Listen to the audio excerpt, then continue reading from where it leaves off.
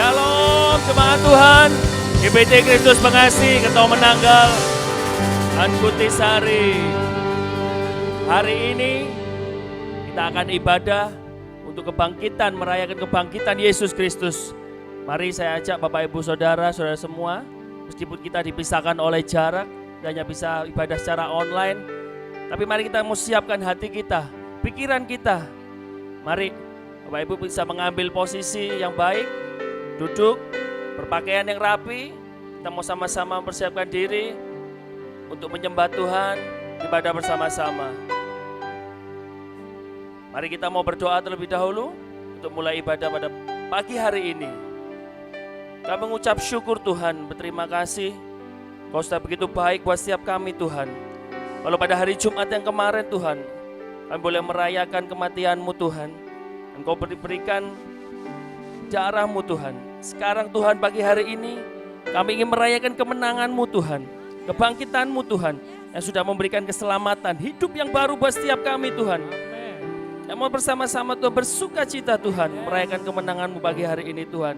Di dalam nama Tuhan Yesus Kristus kami memulai ibadah bangkitan pada pagi hari ini Tuhan. Haleluya, bersama-sama katakan amin. Haleluya. Beri sorak-sorai bagi Allah kita, sukacita yang dahsyat. Yesus Kristus sudah bangkit, Dia hidup.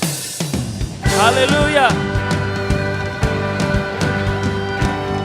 Mari semua bersukacita, bersemangat, memuji, menyembah Tuhan.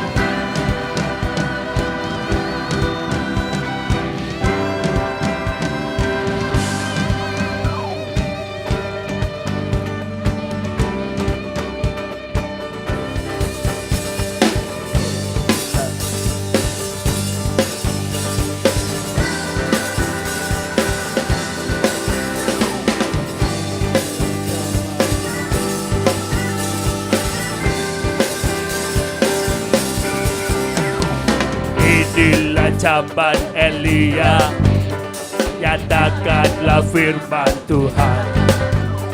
Dan inilah zaman hamba-Mu, Musa, kebenaran dipulihkan.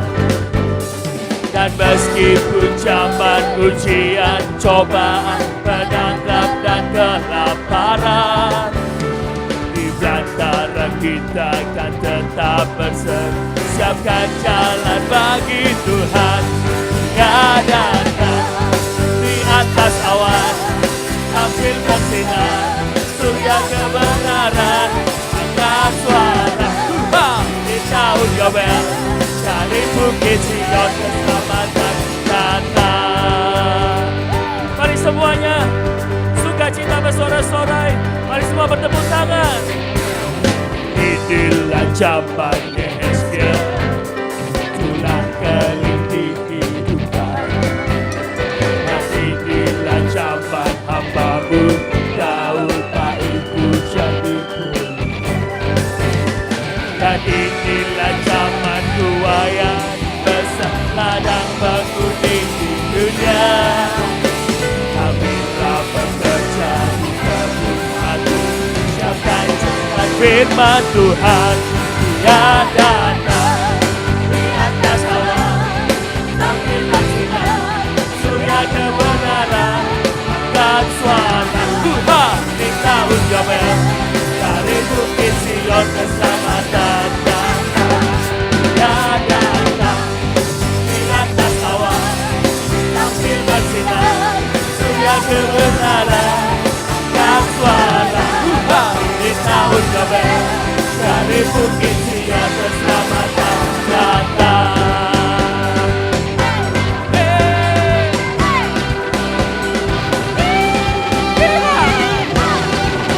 Mari semua bersukacita, bergoyang bersama-sama. Dia datang di atas awan, sambil bersinar. Semua katakan bersama-sama. Katakan, di tahun Yobel, dari bukit Sion keselamatan datang. Katakan sama-sama. Datang di atas awan, sambil bersinar, surya kebenaran, angkat suara Tuhan kita ucapkan tadi mungkin sudah keselamatan datang. Dia datang di atas awan sambil bersinar surya kebenaran akan suara. Tuhan kita ucapkan tadi mungkin sudah keselamatan datang. Hoi, semua bersukacita.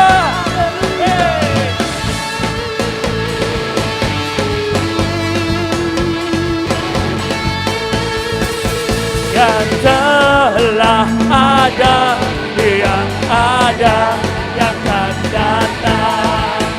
Yang telah ada, yang ada, yang telah ada,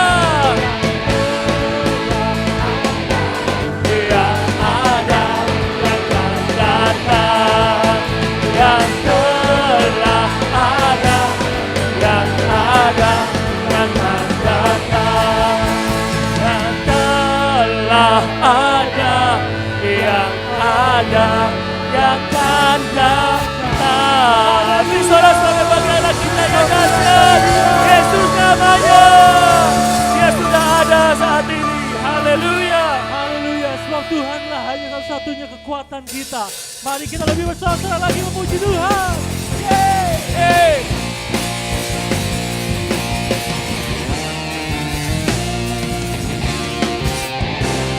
Tuhanlah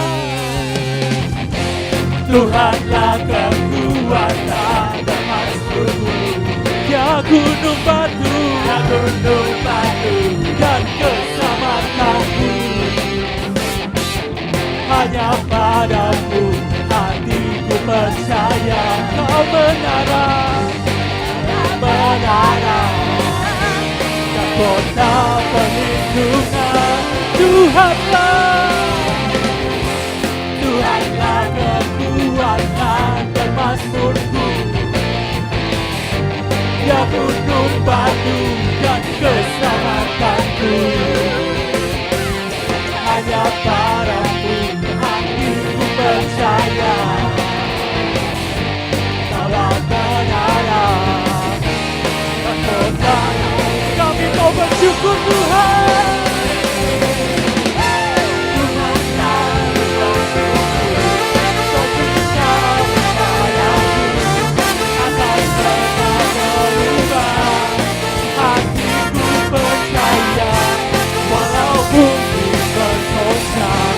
Gunung-gunung beranjak, namun kasih setiamu tak pergi dariku.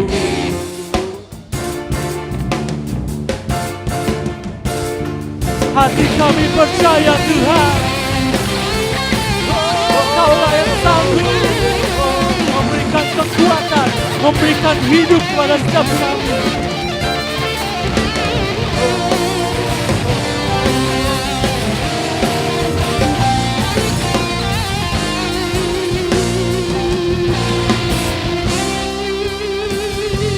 Ku mau selalu bersyukur, sebab cintamu padaku takkan pernah berubah. Hatiku percaya, walau bumi bergoncang, gunung-gunung beranjak, namun kasih setiamu tak pergi dan ku mau selalu bersyukur, sebab cintamu padaku takkan pernah berubah.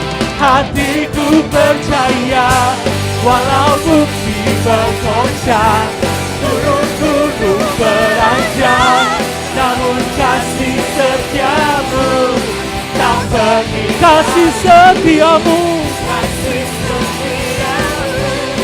tak pergi dariku. Kasih setiamu tak pergi dariku.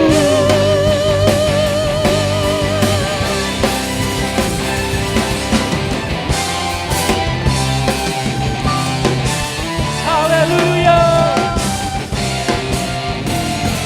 haleluya.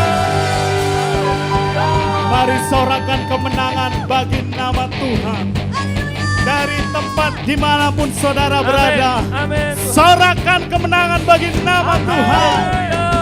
Nyanyikan kemenangan bagi namanya. Sama-sama katakan haleluya.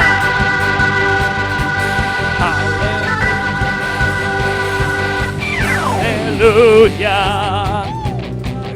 Kibarkanlah pancinya, Yesus Raja segala raja. Haleluya. Bangkitlah gerejanya, kita lebih dari Haleluya. Kibarkanlah pancinya, Yesus Raja segala raja.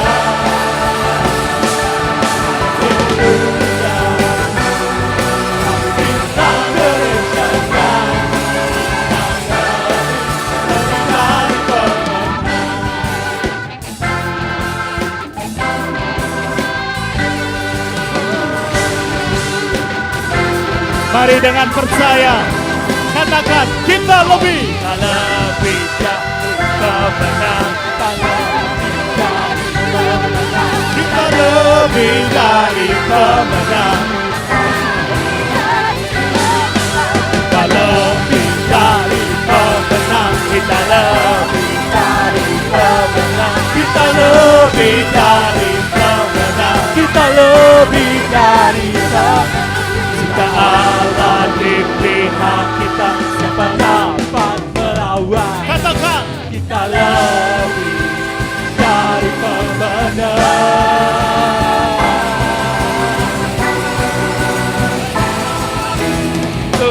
Haleluya. Kibarkanlah pancinya, Yesus Raja segala raja. Haleluya. Bangkitlah gerejanya, kita lebih dari pemenang. Kita lebih dari pemenang. Kita lebih dari pemenang. Haleluya. Haleluya.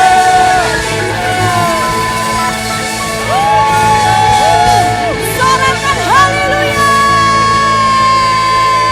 Sorakan haleluya. Thank you Jesus, thank you Jesus. Biarlah keputusan kami untuk selamanya. Sampai kami menutup mata. Kami mau ikut Engkau Tuhan. Amin Tuhan. Apapun yang terjadi, kami tidak ingkar. Karena kami percaya kemenangan sudah Kau jamin Amin. dalam hidup kami. Bapa. Amin Tuhan. I have decided Jesus. No turning back.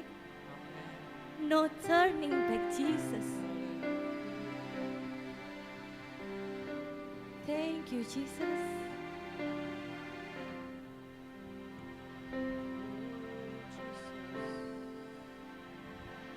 I have decided to follow Jesus. I have decided to follow Jesus. I have decided to follow Jesus. No turning back. No turning back. Bersama katakan I have decided to follow Jesus. I have decided to follow Jesus. I have decided to follow Jesus. No turning back. mengikut Yesus bersama, katakan mengikut Yesus keputusanku, mengikut Yesus keputusanku, mengikut Yesus keputusanku, ku tak ingkar, katakan mengikut Yesus, mengikut Yesus. Ini doa kami Tuhan, ini keputusan kami Bapa. Thank you Jesus. Keputusanku mengikut Yesus, keputusanku ku tak ingkar. Katakan mengikut Yesus, mengikut Yesus keputusanku.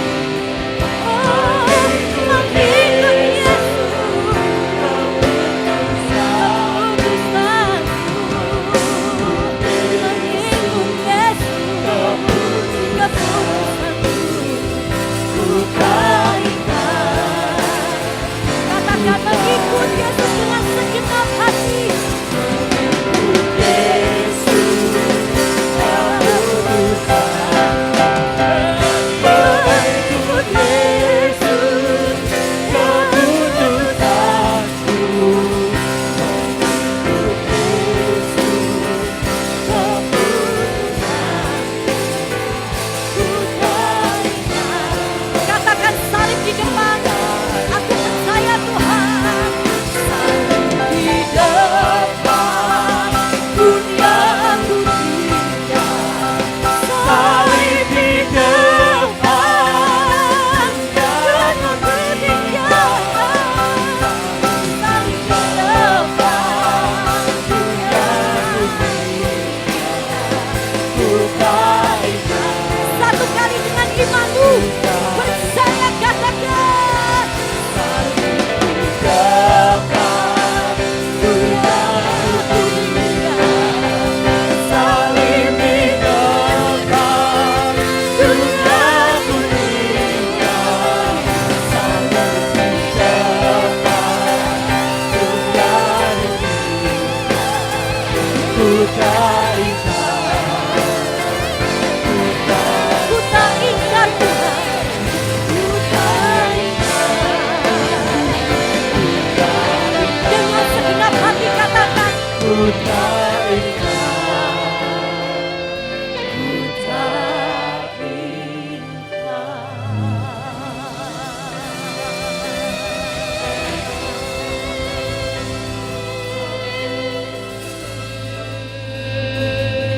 Ketika kita ditebus oleh darahnya, kita menjadi ciptaan yang baru.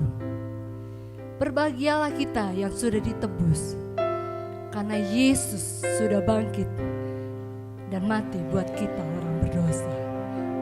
Berbahagialah engkau di dalam Tuhan, karena Dia yang memberi keselamatan.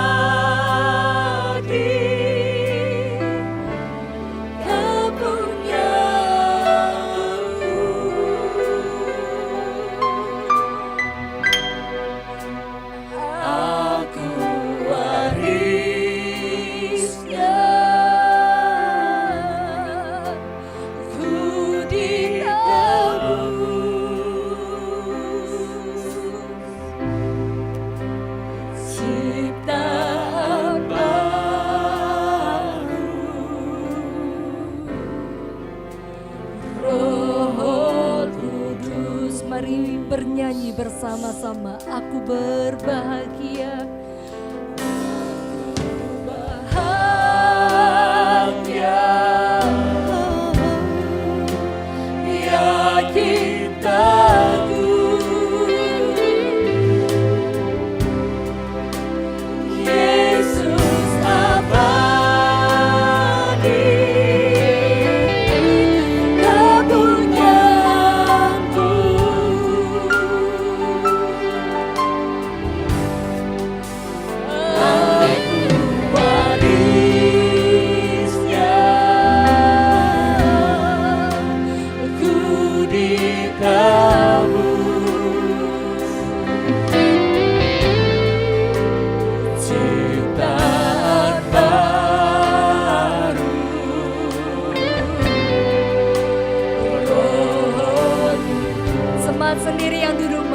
Mari nyanyikan bersama-sama. Aku bahagia, yakin aku. Nyanyikan dengan hati bersukacita. Yesus abadi, Kau punyaku.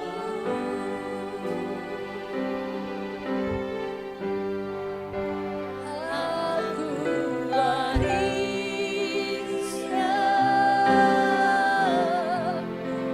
ku ditebus ciptaan baru, ciptaan baru. Roh, mari bersama-sama angkat tangan kita, katakan bersama-sama, aku berbahagia. Bahagia, yakin tebus. Yesus abadi, kepunyaanku.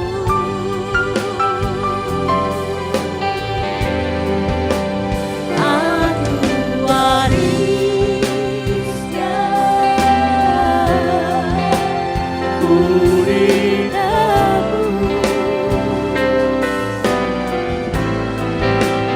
Ciptaan baru, Roh Kudus. Ciptaan baru, Roh Kudus. ciptaan baru. Ciptaan baru, Roh Kudus. Haleluya. Oh Jesus, aku ini milikmu.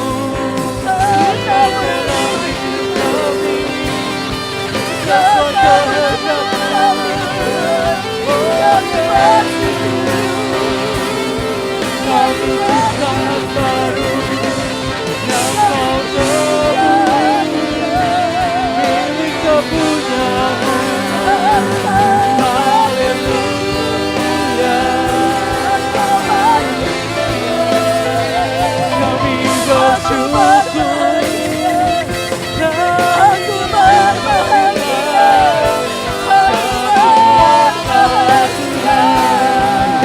Kau yang ajaib. Haleluya. Haleluya. Terima kasih Tuhan. Terima kasih Yesus. Haleluya. Oh, haleluya.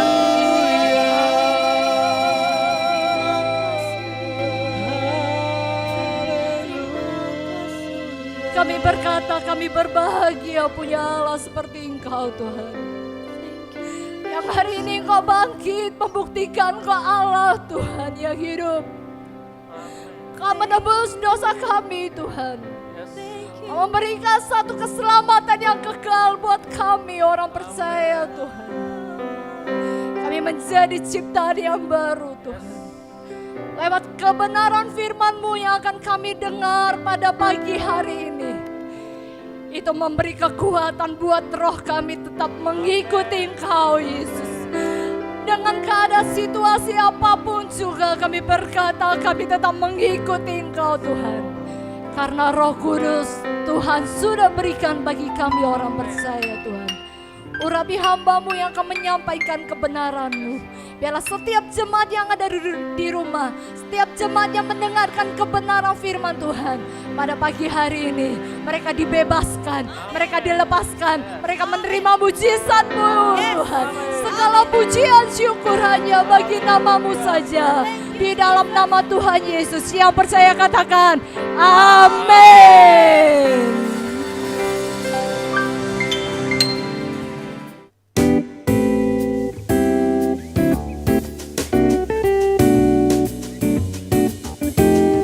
Haleluya.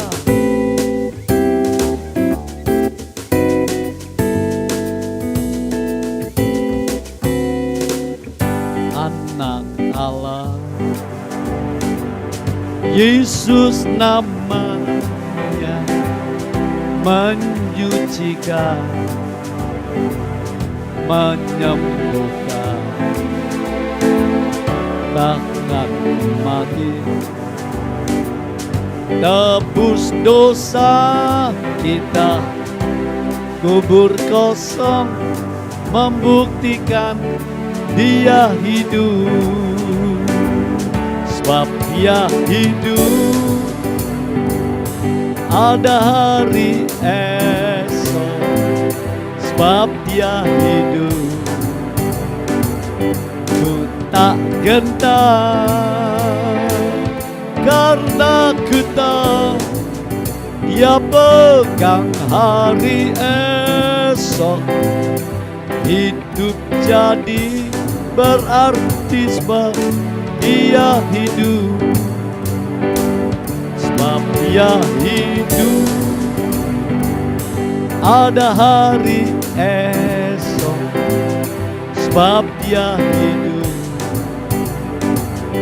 Ku tak gentar, karena ku tahu Dia pegang hari esok. Hidup jadi berarti sebab Dia hidup. Hidup jadi berarti sebab Dia hidup. Hidup jadi berarti sebab Dia hidup. Dia hidup.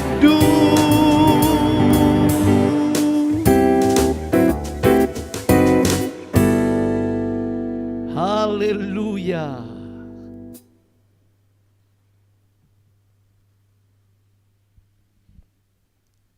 Shalom, jemaat yang dikasihi Tuhan.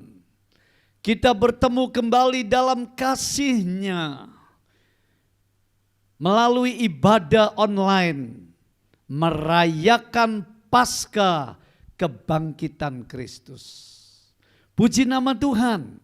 Ayo kita satu dengan yang lain, sama-sama saya katakan, haleluya, glory, damai sejahtera bagimu. Sekali lagi, haleluya, glory, damai sejahtera bagimu. Terpujilah nama Tuhan. Kita masih diberi kesempatan untuk bisa beribadah bersama-sama. Kiranya jemaat yang dikasihi Tuhan, sidang perhimpunan di manapun Anda berada, untuk bersama-sama menikmati ibadah Paskah secara online ini. Mari kita mengingat kebangkitan Yesus Kristus, Sang Penyelamat itu dari kematian. Tentu itu punya makna yang besar.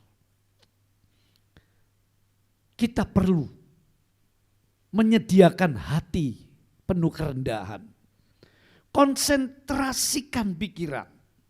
Saya tahu tidak mudah orang Kristen memperhatikan, mendengarkan sampai mengerti, merenungi firman Allah, bahkan mengimani sambil berdoa.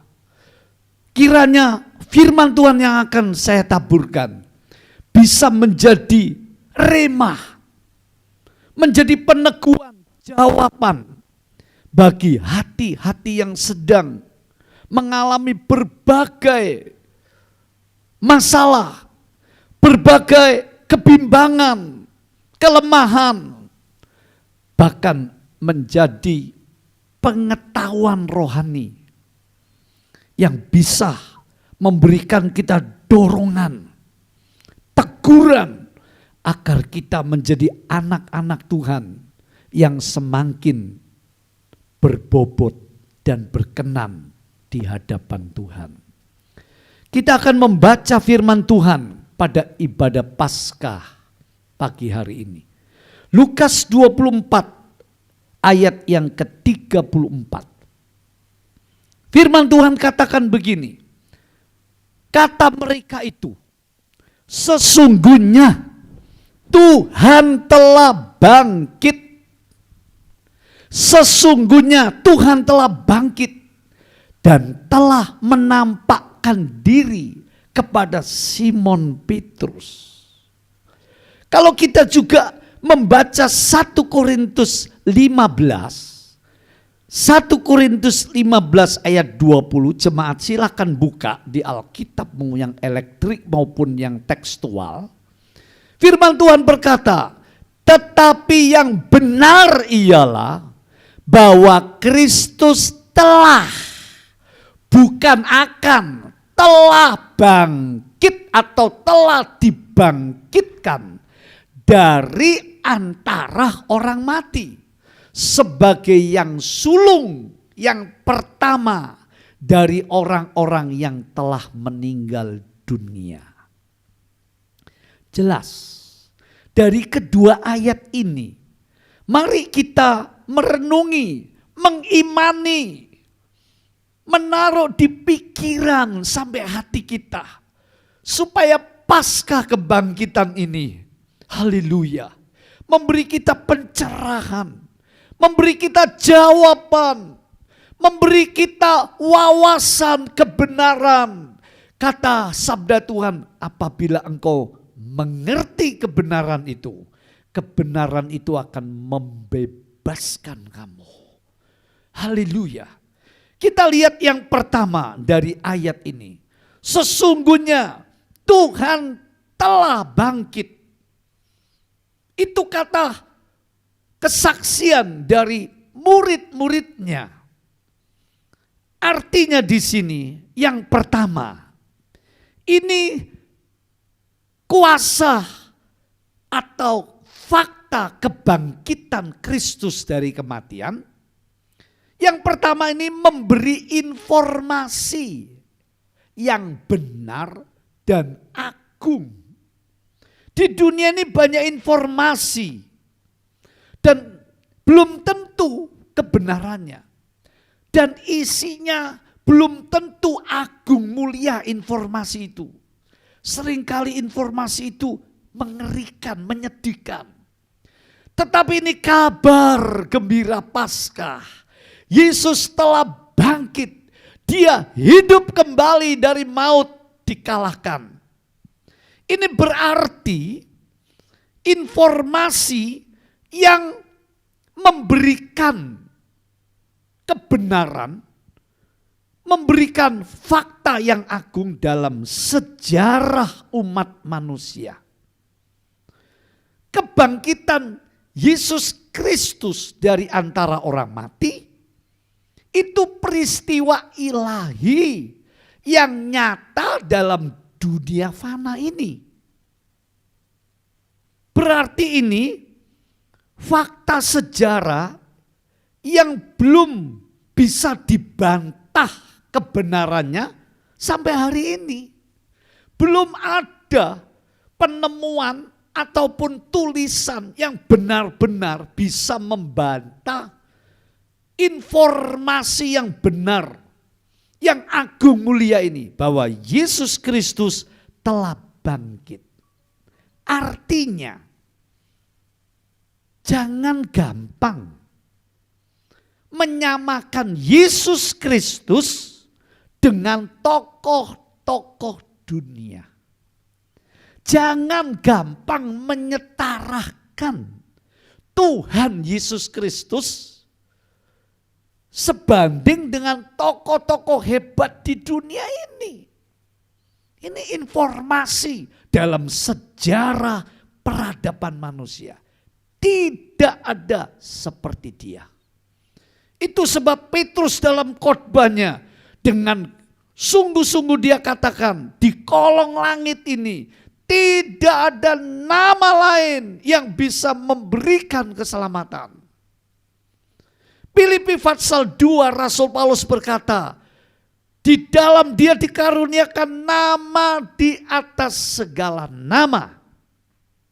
Jadi jelas, poin pertama ini, kebangkitan Yesus memberi informasi yang benar dan agung dalam sejarah umat manusia. Bahwa Yesus yang bangkit itu adalah peristiwa ilahi yang tak dapat ditandingi. Dan itu nyata. Itu sebab dikatakan ayat tadi, sungguh. Kalau Alkitab atau kitab suci berkata sungguh, benar-benar sungguh. Tuhan telah bangkit. Kristus telah bangkit. Jadi, jangan menyamakan Yesus Kristus dengan tokoh-tokoh di dunia ini. Bahkan ketika di atas bukit Hermon, Matius 17, Markus pasal 9. Ketika Petrus bersama Yohanes dan Yahya diajak naik di bukit Hermon. Lalu Yesus berubah, wajahnya bercahaya, pakaiannya berkilau-kilau melebihi terangnya matahari. Lalu mereka melihat Musa dan Elia. Lalu coba Petrus menyamakan Yesus itu setara dengan Elia, setara dengan Nabi Musa. Tiba-tiba ada suara dari langit. Inilah anakku, kepadanya aku berkenan. Dengarkan akan dia. Ini suara Bapa di sorga. Allah tidak beranak. Inilah suara Bapa di sorga buat Sang Putra yang menjadi penebus dosa manusia. Tidak ada tarahnya. Yang kedua, kita melihat jemaat yang dikasihi Tuhan. Memberi pengenalan, bukan cuma memberi informasi tentang sejarah kebangkitan itu fakta yang benar. Tapi yang kedua ini memberi pengenalan yang benar. Siapa Yesus Kristus itu sesungguhnya. Oh, menarik. Banyak orang menganggap Yesus itu tokoh kebaikan yang hebat. Contohnya Mahatma Gandhi pernah menyatakan begitu. Beberapa orang kagum dengan ajaran Yesus dan sebagainya dan seterusnya. Tetapi jangan lupa, dia bukan hanya nabi yang besar. Dia bukan hanya imam yang maha agung. Dia bukan hanya juru selamat. Tetapi perhatikan, melalui kebangkitan Yesus dari antara orang mati, ini memberi kita pengenalan siapa Yesus Kristus itu sebenarnya. Dan secara singkat, melalui kebangkitannya, dikatakan dalam firman Allah, Dialah Allah yang maha kuasa, yang ilahi. Yesus bangkit dari kubur untuk kembali dalam keilahiannya.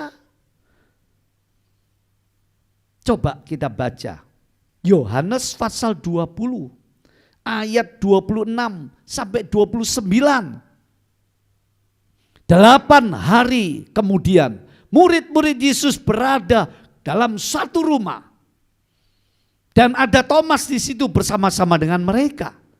Sementara pintu-pintu terkunci. Mengapa dikunci? Karena murid-murid takut. Takut kepada orang-orang Yahudi yang coba mencari dan menganiaya murid Yesus. Mereka menutup pintu-pintu, mengunci. Tiba-tiba Yesus datang dan berdiri di tengah-tengah mereka sambil berkata, damai sejahtera bagi kamu. Disinilah ada kata shalom bagimu. Tuhan sendiri mengajari kalau kita ketemu katakan damai sejahtera bagimu. Shalom bagimu. Haleluya. Nah, kalau kita membaca ayat ini, kemudian Yesus berkata kepada Thomas, taruhlah jarimu di sini dan lihatlah tanganku, ulurkanlah tanganmu dan cucukkan ke dalam lambungku yang robek di kayu salib, ditombak oleh tombaknya tentara Romawi ini. Dan jangan engkau tidak percaya lagi, melainkan percayalah. Apa reaksi Thomas? Thomas menjawab kepada Tuhan Yesus, ya Tuhanku, ya Allahku. Loh jelas, kata Yesus kepadanya, karena engkau telah melihat aku Thomas, engkau percaya. Berbahagialah mereka yang tidak melihat, namun percaya. Jadi orang yang belum pernah ditampai Tuhan Yesus itu sesungguhnya membuktikan imannya lebih tulus, imannya lebih seperti kanak-kanak percaya tanpa bukti apapun, cukup diberitahu oleh firman Allah. Tapi orang yang mencari, wah kapan aku bisa melihat Yesus ya? Itu menunjukkan imannya selalu berdasarkan pengertian manusiawinya.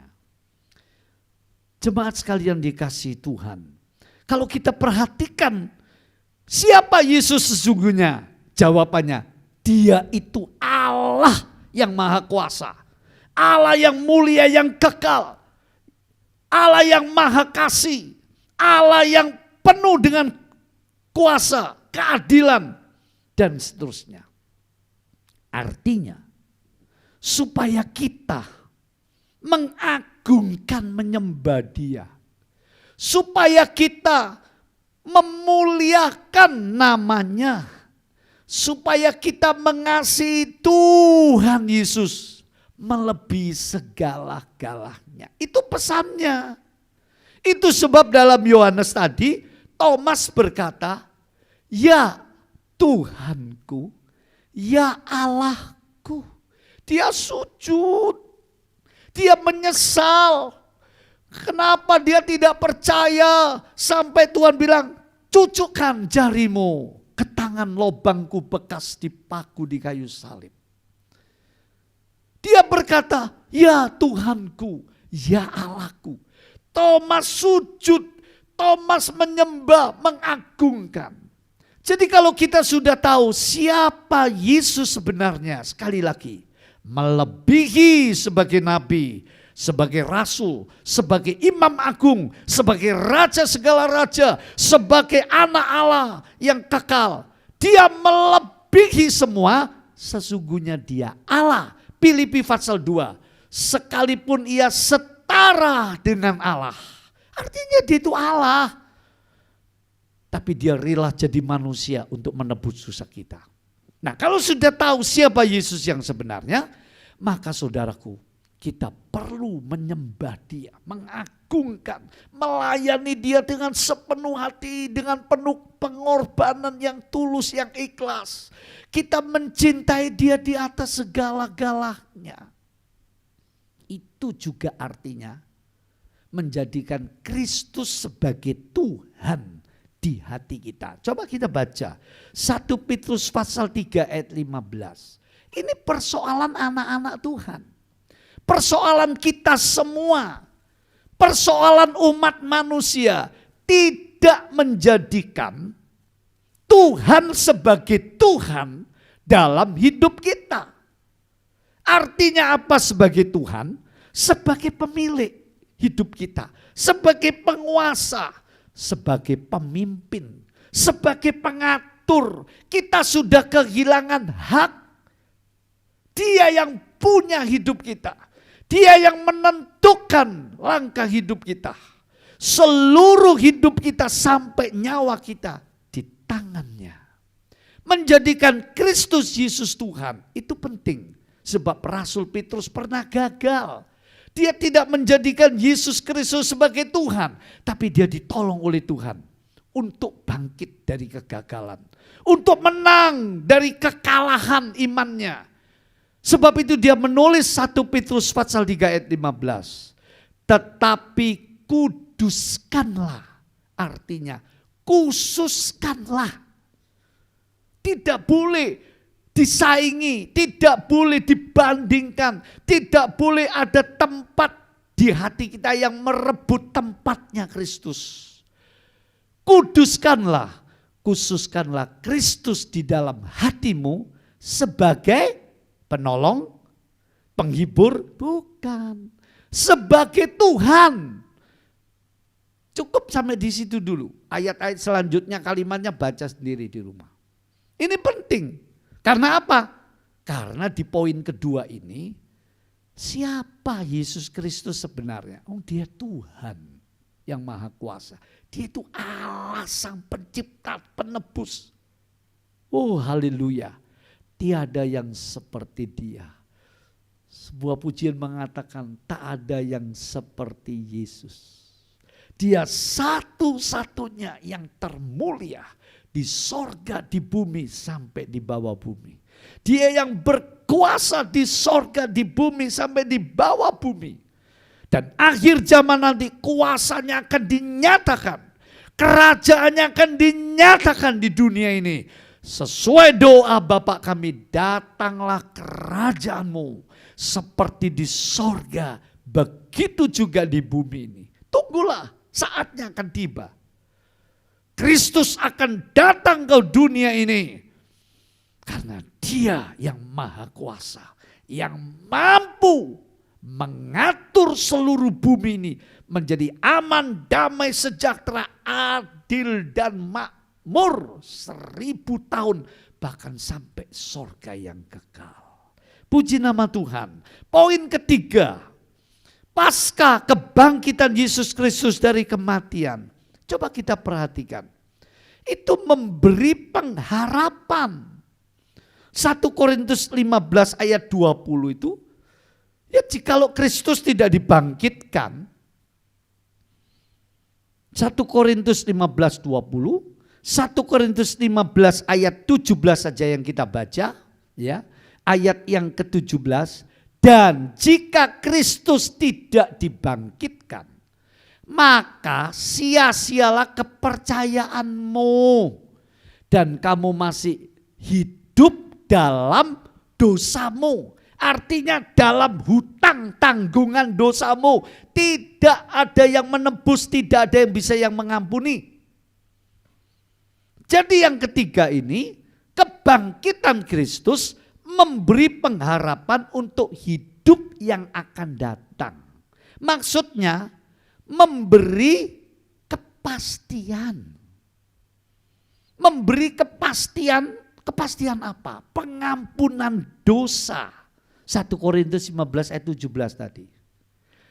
Dan memberi kepastian keselamatan hidup yang kekal. Sungguh, saudara-saudaraku, jemaat semua yang dikasihi Tuhan, bahkan manusia dimanapun berada, mereka itu rindu supaya ada kepastian untuk beroleh hidup yang kekal masuk ke surga. Persoalannya terlalu banyak manusia. Gak berani, gak memiliki kepastian untuk memastikan ini loh. Apa dasarnya? Perasaannya, logikanya, pengalamannya, kebaikannya, hartanya tidak cukup. Karena itu di hatinya selalu tidak pasti.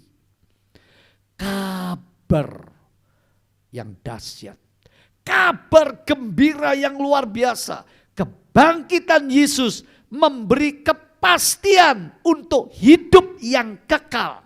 Pasti masuk ke surga orang yang percaya dia. Coba dilihat Rom 5 ayat 10 mengatakan, sebab jikalau kita ketika kita masih menjadi musuh seterunya Tuhan Allah, kita diperdamaikan dengan Allah oleh kematian anaknya, lebih-lebih kita yang sekarang telah diperdamaikan, artinya sudah diampuni dosanya oleh darah Yesus, oleh penebusan korban Yesus di kayu salib, pasti kita akan diselamatkan. Pasti, perhatikan ayat itu. Pasti akan diselamatkan oleh hidupnya. Artinya oleh kebangkitannya itu. Dia hidup kembali. ke sorga, naik ke sorga itu. Untuk memastikan supaya orang yang percaya kepada dia pasti beroleh hidup yang kekal.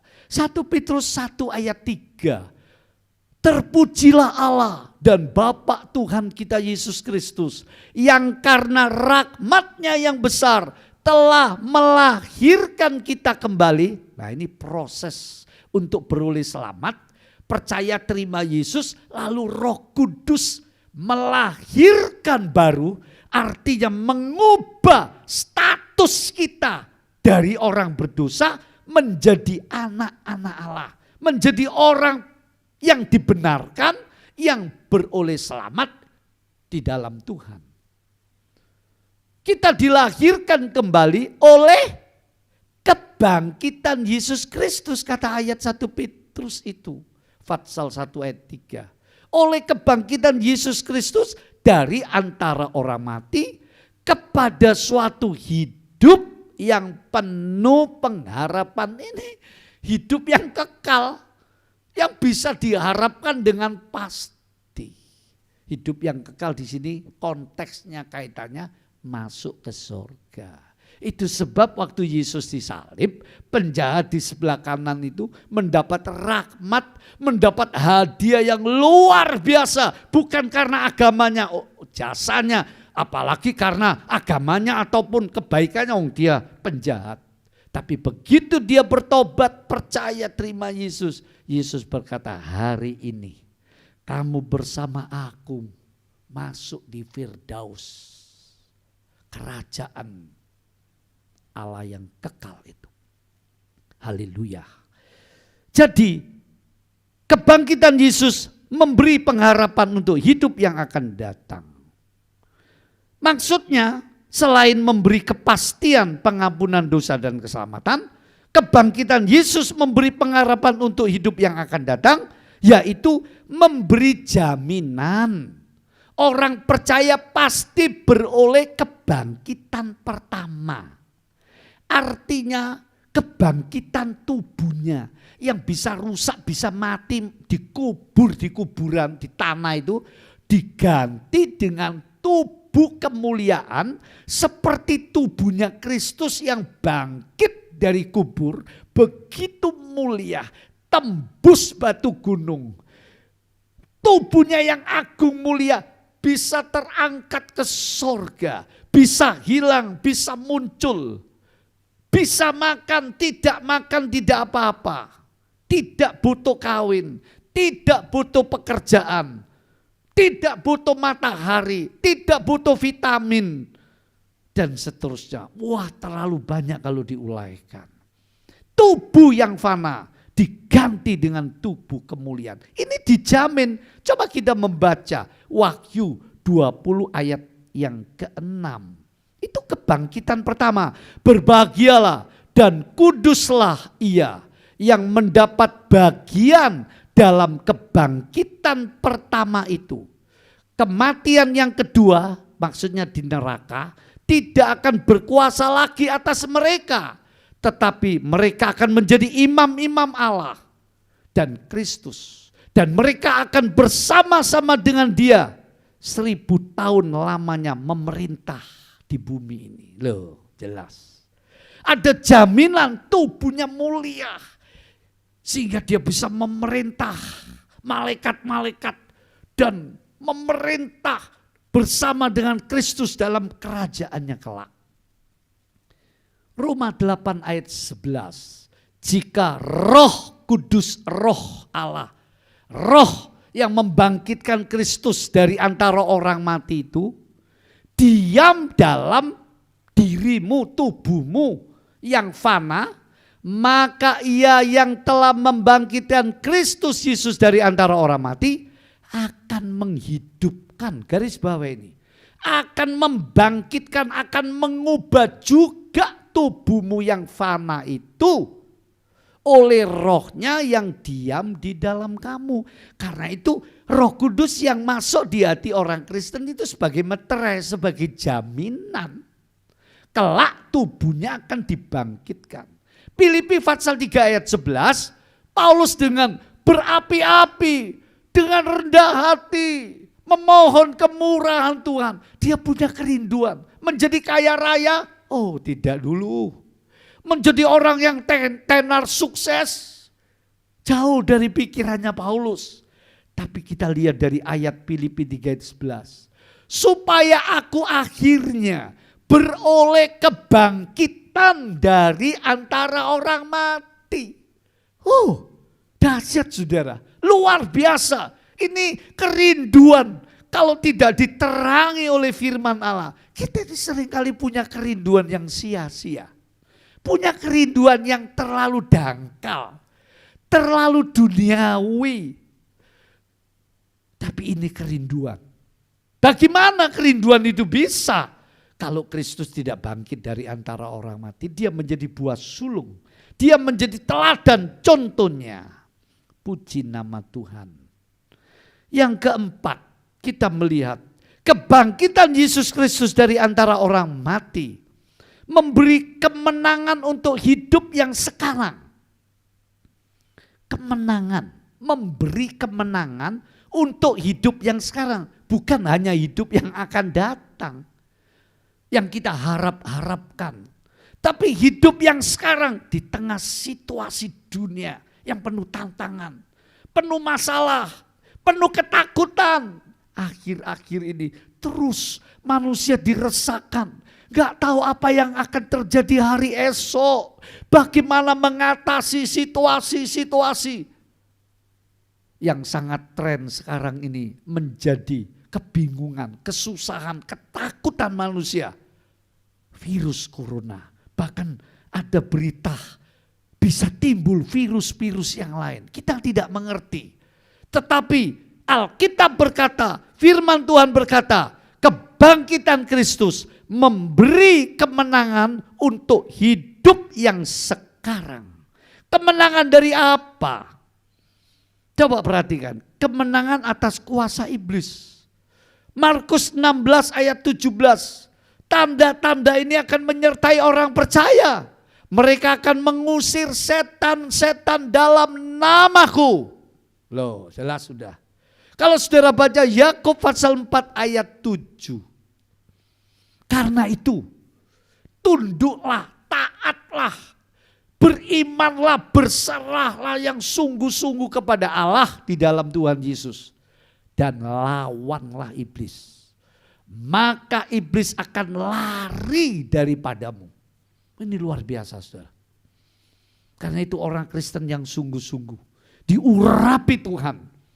Kristus ada di dalam hatinya. Dia tidak bisa disantet. Perhatikan yang selanjutnya. Kemenangan atas pencobaan-pencobaan di dunia. Kalau kita baca Yohanes 16 ayat 33. Di sana dijelaskan. Semuanya ini kukatakan kepadamu, kata Yesus.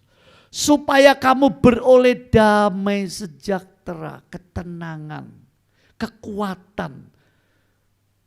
Dalam aku, katanya. Dalam dunia ini kamu menderita. Dalam dunia ini kamu menderita. Menderita penganiayaan, menderita kesakitan, menderita kekurangan, menderita macam-macam. Tetapi kuatkanlah hatimu.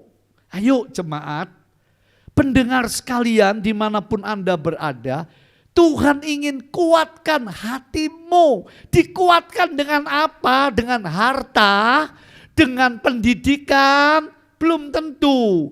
Dikuatkan oleh janji kebenaran dari sabda yang keluar dari mulutnya Allah. Kuatkanlah hatimu, karena apa? Sebab aku telah mengalahkan dunia ini. Sebab Yesus mengalahkan dunia ini dengan kuasa kebangkitannya itu. Sehingga kita bisa mengatakan kemenangan atas berbagai cobaan di dunia ini. Roma 8 ayat 32. Ia yaitu Bapa yang tidak menyayangkan anaknya sendiri, tetapi yang menyerahkannya di kayu salib bagi kita semua. untuk korban tebusan dosa. Bagaimanakah mungkin Bapa tidak mengaruniakan segala sesuatu kepada kita bersama-sama dengan Kristus yang bangkit itu? Artinya apa? Masalah, percobaan, kebutuhan hidup yang kadang-kadang sulit kita atasi. Selalu ada pertolongan Tuhan, ada solusi dari Tuhan, ada pemeliharaan dalam Tuhan, ada campur tangan dalam Tuhan. Sehingga Paulus berani berkata dalam Filipi 4 ayat 19, Allahku dalam Yesus Kristus akan mencukupi segala keperluan kebutuhanmu di dunia ini. Ini untuk hidup sekarang. Kemenangan atas berbagai pencobaan di dunia. Kalau kita perhatikan lebih jauh, nah ini penting ini. Kemenangan atas tubuh maut. Rom 7 ayat 24. Aku manusia celaka. Siapakah yang akan melepaskan aku dari tubuh maut ini? Nah, yang dimaksud tubuh maut ini di ayat 23, coba. Tetapi di dalam anggota-anggota tubuhku, aku melihat hukum lain yang berjuang melawan hukum akal budiku dan membuat aku menjadi tawanan. Tawanan apa? Iblis? Bukan. Tawanan hukum dosa yang ada di dalam anggota-anggota tubuhku. Khotbah seperti ini jarang dijelaskan jemaat. Ini penting sebab ini menjawab mengapa orang Kristen jatuh bangun masih dalam dosa. Mengapa banyak hamba Tuhan, anak Tuhan kalau mau jujur punya pengalaman pergumulan. Belum bisa menang sepenuhnya. Belum bisa merdeka dari berbagai macam dosa.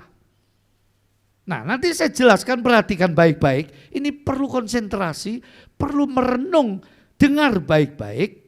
Yang dimaksud tubuh maut ini adalah kedagingan. Kedagingan itu artinya kuasa dosa. Kuasa dosa itu hukum dosa. Hukum dosa itu sesuatu yang tidak bisa dilawan dengan kekuatan dan caranya manusia sendiri. Entah melalui apapun itu. Dan perhatikan, ini menunjukkan kalau seseorang berbuat jahat, wah kita sebut kedagingan ya lu ya. Lu itu brengsek, lu itu jahat, lu itu kedagingan. Karena apa? Perbuatannya enggak baik, jahat, amoral dan seterusnya. Kita gampang mengerti, kita gampang menyetujui, iya. Tetapi kalau seseorang berbuat baik, orang memuji-muji. Orang itu berkata, wah mungkin dia masuk surga. Wah orang ini baik, orang ini rohani. Dengar saudara-saudara, Bapak Ibu sekalian.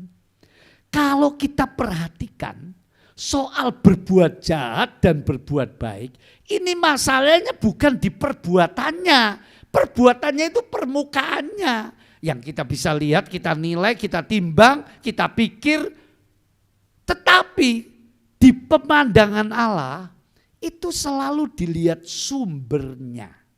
Orang itu jahat, sumbernya dari mana? Dari kedagingan. Dari hukum dosa yang ada di dalam dirinya. Yang memakai anggota-anggota tubuhnya.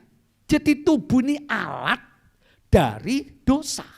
Mata, telinga, tangan, kaki. Bahkan sampai ke dalam pikiran, perasaan, keinginan. Semua sudah dirusak, dicemari dosa. Jadi kita perhatikan sumbernya itu apa dulu. Bukan orang ini jahat, orang ini baik. Bukan itu dulu. Itu sebab ajaran Yesus Kristus waktu ketemu tokoh agama Yahudi Nikodemus dalam Yohanes pasal 3 ayat 6. Apa yang dari daging adalah daging. Wis gak bisa dirubah. Apa yang dari roh Allah adalah roh adanya. Artinya itu sudah paten.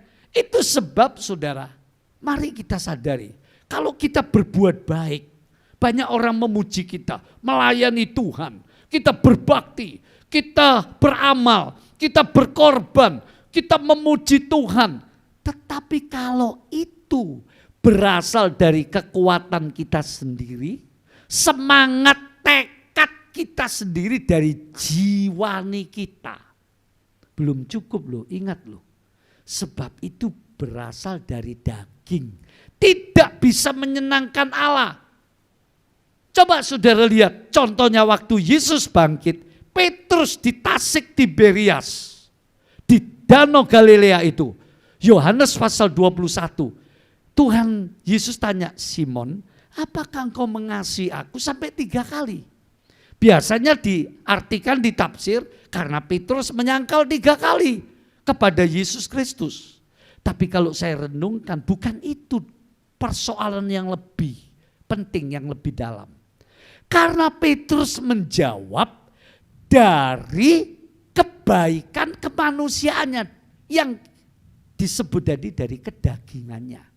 Dari produk dirinya sendiri, bukan dari Roh Kudus. Itu sebab diulang-ulang oleh Tuhan Yesus. Sampai Petrus akhirnya menangis. Ini menunjukkan remuklah keakuannya. Remuklah kedagingannya. Baru Tuhan berkata, Simon, engkau akan menyerahkan dirimu. Kemana orang lain memimpin. Itu menunjukkan Petrus mati sakit buat juru selamatnya. Petrus ini loh. Bahkan kalau saudara baca di Alkitab, Abraham, istrinya itu dijual karena takut sama raja. Wah, masih banyak kelemahan. Saudara lihat betapa kuatnya daging. Orang yang sudah lahir baru, orang yang sudah dipenuhi Roh Kudus, jangan dipikir lalu sudah selesai, dia tumbuh terus. Sewaktu-waktu dia bisa dikalahkan oleh kedagingannya.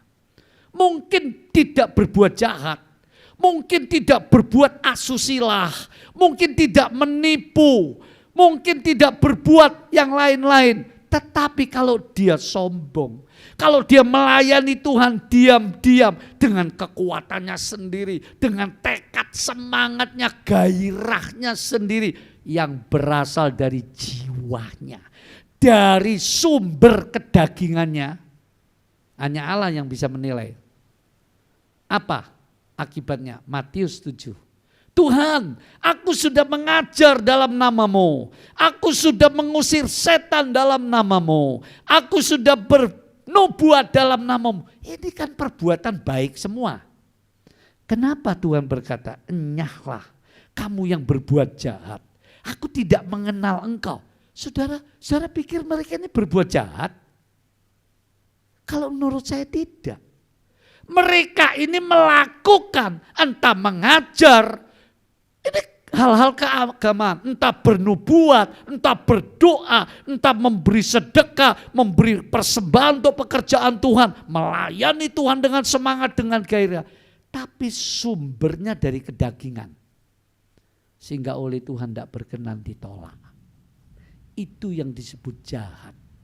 Ini banyak orang nggak tahu. Orang selalu menimbang kalau yang namanya jahat itu ya perbuatan-perbuatan yang tidak baik.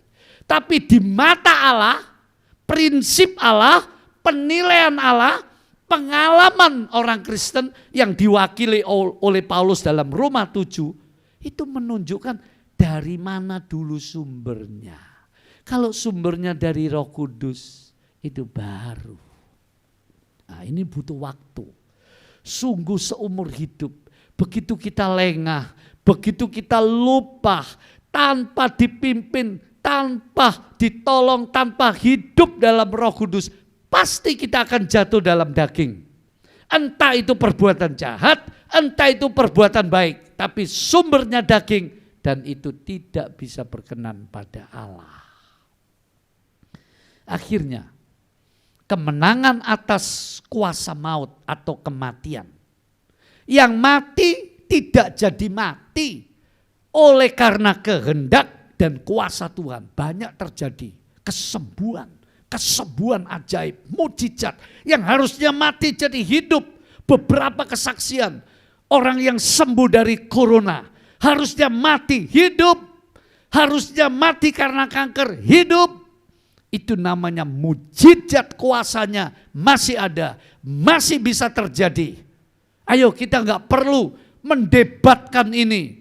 Mujizat sudah tidak ada. Tidak. Tapi atas kehendak Tuhan. Ini bukan jimat, bukan karena hebatnya seorang penginjil, hebatnya seorang pendeta yang diurapi sekalipun. Bukan. Karena kehendak, kemurahan, belas kasihan Allah. Karena itu jangan sombong.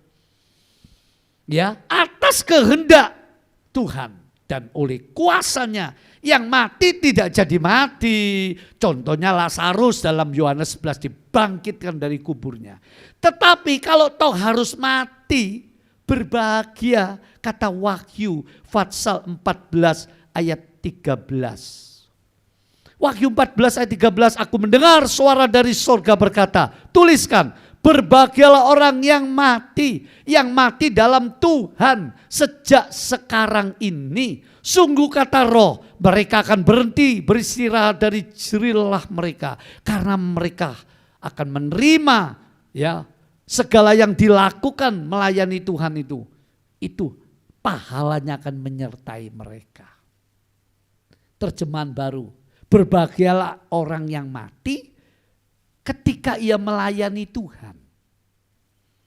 Sebab itu cara mati tidak persoalan. Ada pendeta mati karena corona. Ada pendeta mati karena naik pesawat, pesawatnya tenggelam, pecah di laut, hancur. Ada pendeta tabrakan mati. Ada pendeta karena sakit. Lalu orang berkata, loh kok gitu? Ingat saudara, cara mati menurut Alkitab enggak terlalu menentukan, enggak penting. Contoh Lukas 16, Lazarus yang miskin cara matinya memilukan, menyedihkan, tapi masuk Firdaus. Orang kaya itu cara matinya hebat, mewah, mungkin enggak mengalami sakit, keluarganya semua kumpul menghibur, pelayannya hebat, tapi masuk neraka. Ini bukan berarti orang kaya pasti masuk neraka, orang miskin terus Tuhan kasihan pasti masuk surga, bukan. Cara mati itu tidak penting. Tetapi sesudah mati kemana?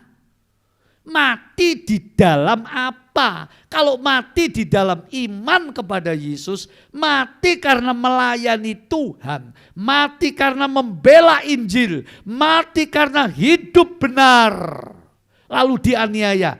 Nah, cara mati enggak masalah. Entah ditembak, entah disiksa, matinya berbahagia. Kenapa? Karena dia akan dibawa Allah besertanya ke sorga. Surat Tesalonika itu. Rom 6 ayat 9 mengatakan, karena kita tahu bahwa Kristus sesudah ia bangkit dari antara orang mati, tidak mati lagi, mau tidak berkuasa lagi atas dia. Nah, sehingga Filipi Fatsal 1 ayat 21 Paulus berkata, karena bagiku hidup adalah Kristus, mati adalah untung. Luar biasa ini, mati adalah untung. Jadi mati itu adalah cara Tuhan memindahkan anak-anaknya ke tempat yang senang. Kehidupan yang sejati, kehidupan yang abadi, yang kualitasnya berjuta-juta kali lebih indah, lebih menyenangkan dari hidup yang paling sukses, yang paling enak di muka bumi ini. Ingat ini baik-baik. Itu sebab orang Kristen belajar seharusnya tidak takut pada kematian, tapi tidak boleh mencobai Tuhan. Wah, keluar enggak pakai masker ini, ya ketulan enggak apa, ini orang enggak bijaksana ini. Akhirnya saya simpulkan, kebangkitan Yesus Kristus buat jemaat Tuhan di mana saja berada, buat jemaat GBT Kristus Pengasih Kertomenanggal dan Kutisari Indah Surabaya. Ingat, kesimpulannya, pesannya jadi begini, percayalah sungguh-sungguh, kebangkitan Yesus Kristus itu menjadi dasar pengharapan dan kemenangan kita. Alamilah kuasa kebangkitannya melalui Roh Kudus. Seperti yang dirindukan Paulus di dalam Filipi itu, maupun di dalam Roma Fatsal 8 ayat 11 tadi. Kalau Roh Kristus diam di dalam kamu, kamu akan dibangkitkan. Bangkitlah dari kesuaman rohani, bangkitlah dari kegagalan, keputusasaan, bangkitlah. Dan akhirnya jadilah saksi kebangkitannya. Artinya giat bagi Tuhan. Roma 12 ayat 11, ayat penutup mengatakan begini. Hendaknya kerajinanmu jangan kendor. Hendaknya kerajinanmu jangan kendor. Ayo jemaat, walaupun ibadah online kita gak ketemu, kita rindu, kita kepingin. Jangan kendor ibadahnya, doanya, persembahannya. Ayo cinta Tuhan, lakukan itu karena Tuhan, karena kebenaran firman. Wis gak peduli kata orang ngomong gini gitu. Jangan didengar, sebab iblis bisa menipu orang-orang Kristen, hamba-hamba Tuhan. Janganlah kerajinanmu jadi kendor. Biarlah rohmu menyala-nyala dan layanilah Tuhan. Ini artinya kita menjadi saksi kebangkitannya, yaitu giat bagi Tuhan dalam segala aspek hidup kita. Dimanapun kita berada, melalui situasi yang kita tidak bisa keluar kemana-mana, di mana kita berada, kita jadi saksinya. Dengan doa, dengan persembahan, dengan ketemu beberapa orang yang memang kita harus ketemu. Saksikan, saksikan. Kiranya Tuhan membelas kasihani kita semua. Pasca kebangkitan menjadi dasar yang kuat bagi gereja Tuhan di seluruh dunia ini. Bagi anak-anak Tuhan. Karena kebangkitan Kristus membuktikan bahwa dia Allah. Dia pemenang dan gerejanya orang-orang benar, orang-orang percaya pada akhirnya akan memenangkan dalam kemenangan yang terakhir di akhir zaman. Puji nama Tuhan. Tuhan memberkati kalian semua. Amin. Tiba saatnya kita akan memberikan persembahan yang terbaik bagi Tuhan. Namun sebelumnya, kita satukan hati, kita tundukkan kepala, kita berdoa. Mengucap syukur Tuhan buat segala kebaikan-Mu di dalam hidup kami Bapa. Mengucap syukur Tuhan buat kasih setia-Mu di dalam hidup kami Tuhan. Sebentar kami akan memberikan persembahan yang terbaik hanya bagi nama-Mu Bapa. Terima kasih Tuhan Yesus yang baik, terima kasih Bapa. Hanya di dalam nama Tuhan Yesus kami mengucap syukur. Haleluya. Amin. Selamat memberi, Tuhan Yesus memberkati.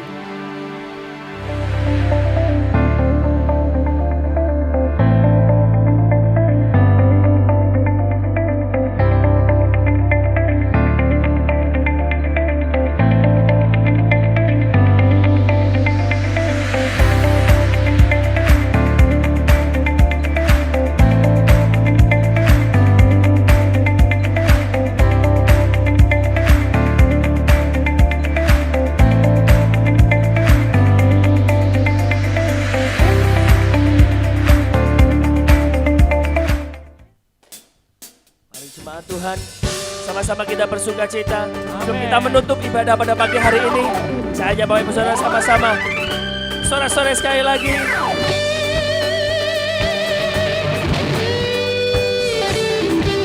Mari berikan sukacitamu, tepuk tanganmu yang terbaik bagi Tuhan. Oh, oh, yeah.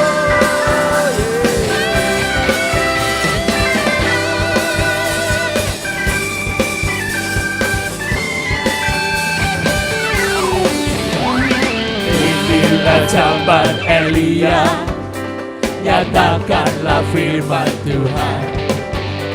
Dan inilah zaman hamba-Mu, Musa, kebenaran dipulihkan. Dan meskipun zaman ujian, cobaan, penangkap dan kelaparan, di antara kita akan tetap berseru, sedang jalan bagi Tuhan. Dia datang di atas awan, tapi bersinar, surga kebenaran, angkat suara Tuhan di tahun Babel. Dari Bukit Sion keselamatan datang.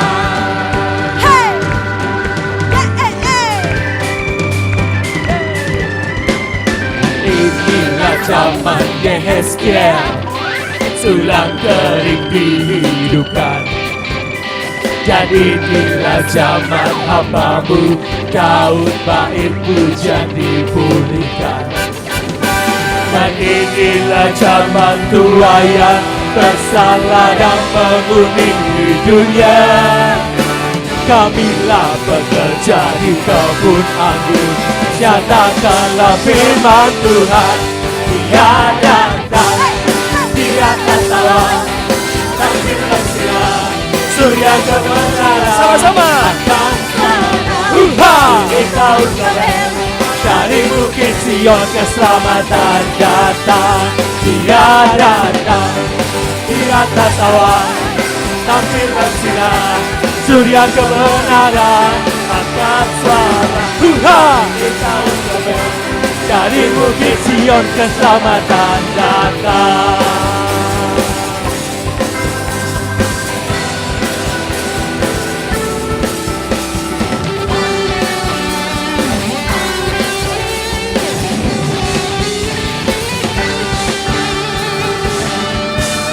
Datang di atas awan sambil bersinar, surya kebenaran. Mari semua bersuka cita. Dari Bukit Sion keselamatan datang. Dia datang di atas awan sambil bersinar, surya kebenaran angkat suara. Ini tahun Yobel, dari Bukit Sion keselamatan Dia datang. Dia datang di atas awan sambil bersinar, surya kebenaran. Angkat suara. Angkat suara. Dari Bukit Sion keselamatan datang.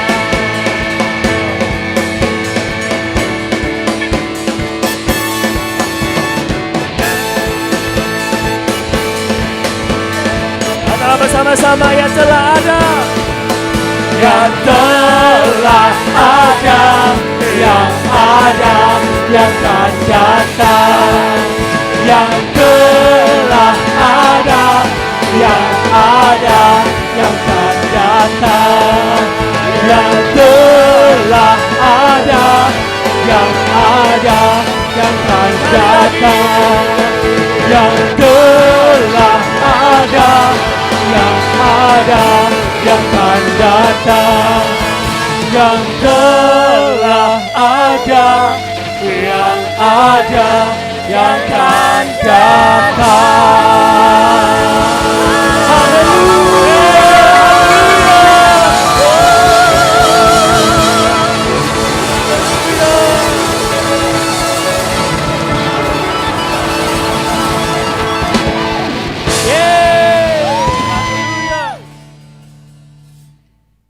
Haleluya. Puji nama Tuhan. Mari jemaat yang dikasihi Tuhan, kita berdiri bersama-sama dimanapun Anda berada. Kita angkat wajah kita, hati kita bersyukur kepada Tuhan, dan kita angkat kedua tangan kita. Berkat Tuhan kiranya mengalir.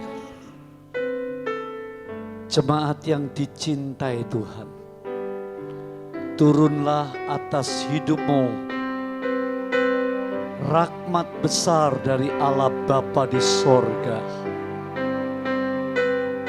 Kuasa korban penebusan Allah Putra, penghiburan kekuatan dan kemenangan dari Allah Roh El Kudus memberkati saudara semua hari ini, besok, selamanya, sampai Kristus datang dalam kemuliaannya. Amin. Saudara dilindungi selalu, dicukupi selalu. Yes, haleluya. Dalam nama Kristus Tuhan, Kepala Gerejanya. Haleluya. Kiranya Engkau berlimpah-limpah dan memperluas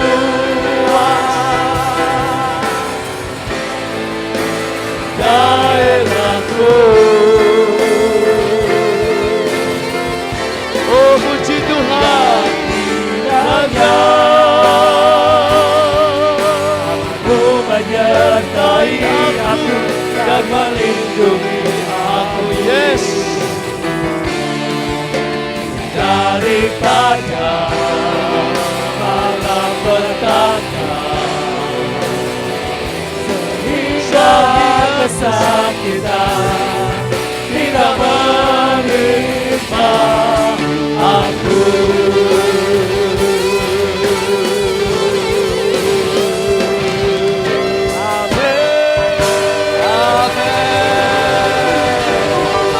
Haleluya. Sampai jumpa. Puji Tuhan. Ingat jemaat, segala persembahan Senin sampai Sabtu untuk Paskah Anda bisa lakukan. Seperti yang sudah diatur dalam berita Tabernacle Family. Ingatlah, setiap hari kita masuk doa bersama jam 9:30 malam sampai jam 10 malam. Ayo kita satukan iman dalam doa menghadapi segala keadaan di akhir zaman sampai akhir April minimal. Oleh kuasa kemurahan Tuhan, kiranya malapetaka disingkirkan. Amin. Minimal ditunda oleh Tuhan. Amin. Untuk hidup kita, kota kita, bangsa, negeri kita, bahkan bangsa-bangsa yang lain. Supaya manusia beroleh kesempatan. Puji nama Tuhan. Terima kasih. Sampai jumpa dalam doa.